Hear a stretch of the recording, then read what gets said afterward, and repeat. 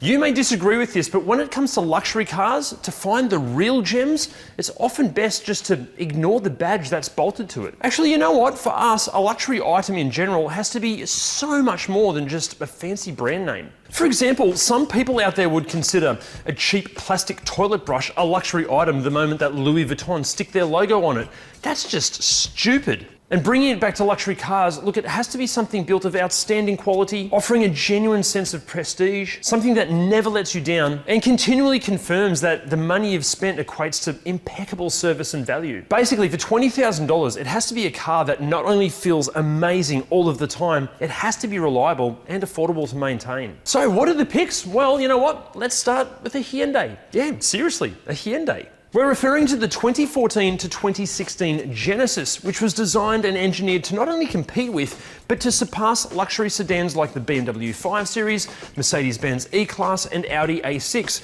And according to those that have experienced it, especially in terms of the mechanicals and reliability, it often does. Design-wise, it's elegant and sophisticated. Inside, the Genesis is spacious and supremely comfortable, using only high-quality materials, and the attention to detail is excellent. It is packed with features like a premium audio system and all of the tech and safety equipment that a car in this category should have. Only that quite often with other brands, much of what you'll find in the Genesis as standard was optional equipment only. In terms of actual driving, it is just as refined and as smooth as the more predictable offerings from the competition, and with pricing kicking off from around about $18,000, it offers a very compelling alternative to the established luxury brands. A quick tip too, just be really wary of any ex-hire cars, and even though many on the used market here in Australia are being advertised for more than $20,000, rarely does a used car ever sell for the advertised price. So do some haggling, because we see thousands of dollars negotiated off advertised prices all of the time. Next up, and speaking of the Australian market, although quite a few of these did actually land overseas, it's the Holden Caprice and Statesman. Apologies to our international audience, as we're about to make you very jealous. Launched alongside the VE Commodore, the longer wheelbase Caprice and Statesman were also exported in various guises to the United States, the Middle East, China and South Korea, as everything from the Buick Park Avenue to the Daewoo Veritas. Even here in Australia, you could have your luxury transport with a large dose of performance in the HSV or Holden Special Vehicles Grange. Now, we'd be trying to find the best condition, lowest kilometre Caprice over the Statesman, as the Caprice is the highest spec variant. Not that the Statesman is lacking in any of the touchy-feely stuff, but the Caprice was the car designed and engineered to not only transport our politicians, government officials and heads of industry and very best business people, it had to handle everything that our harsh Australian climate could throw at it. This equates to mechanical reliability, a ride quality and a sense of serenity in the cabin that very few other cars can match, especially considering our conditions. When compared to much of the Euro competition, the big Holden is often dismissed for just being like a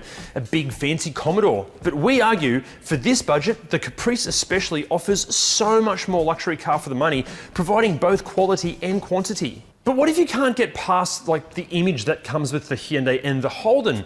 Well, how about something that when you turn up trying to impress your friends, they have no idea what the hell you're driving? Maybe something like this. If we'd made this video a year ago or so, we could have included arguably one of the most luxurious cars ever, the Toyota Century.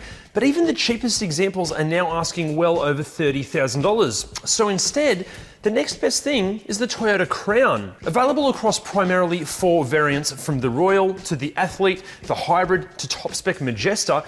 If you're after luxury, the Majesta is the one to get. Produced from 2008 to 2012, like the Genesis, the Crown was designed, built and engineered to rival the European competition.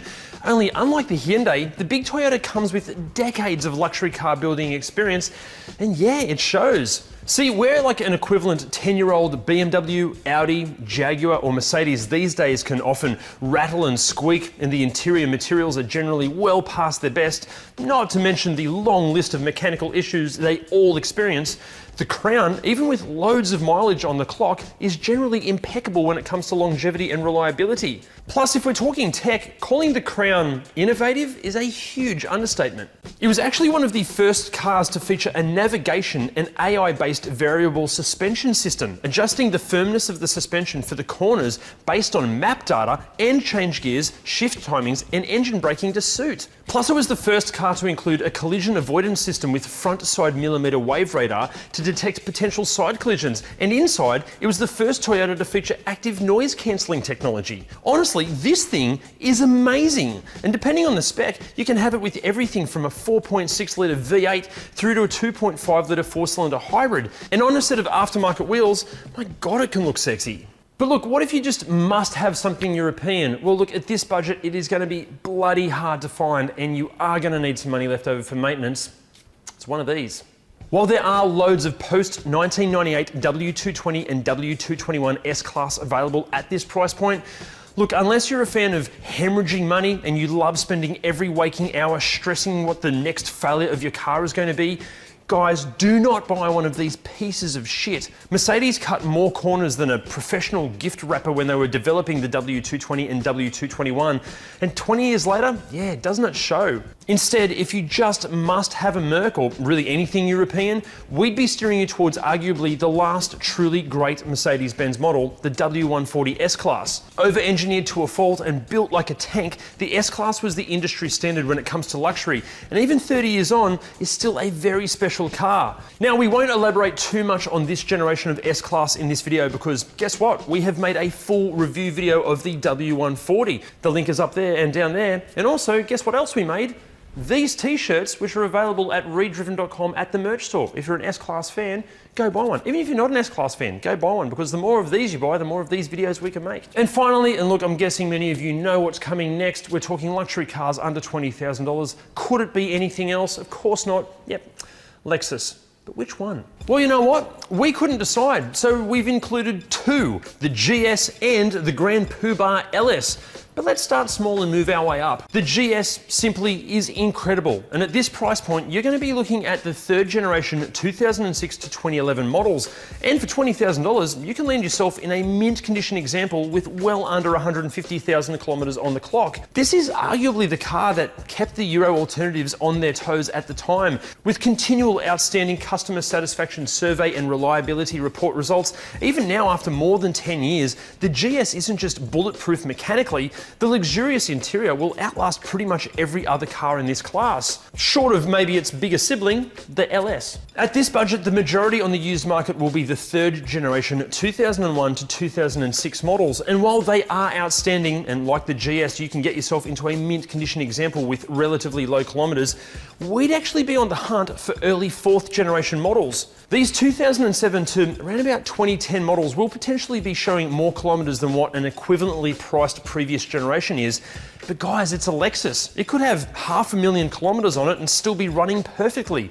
Even aside from the superb build quality and unmatched reliability, the LS ticks all of the luxury car boxes. Supple ride quality, all the leather and wood grain anyone could ever hope for. Even the tech and features are still pretty good considering its age, and chances are it'll all still work. Plus, underneath, it's still a Toyota, so parts and labor should be affordable, and the support network is huge. Just budget for some extra fuel, because that 4.6 litre V8, it does enjoy a drink. So guys, what did you think of the list? Which one of these would you buy? Or would you buy one of the Euros instead? Let us know in the comments. See you next time. It continually confirms that the money you've spent relates to which was designed and engineered to not only compete with, but to surpass luxury. At this budget, the majority on the used market will be third generation 2001 to The longer wheelbase Caprice and Statesman were also exported in various guises to the United Nations. That's not even a country. United Nations is an organization, not a country.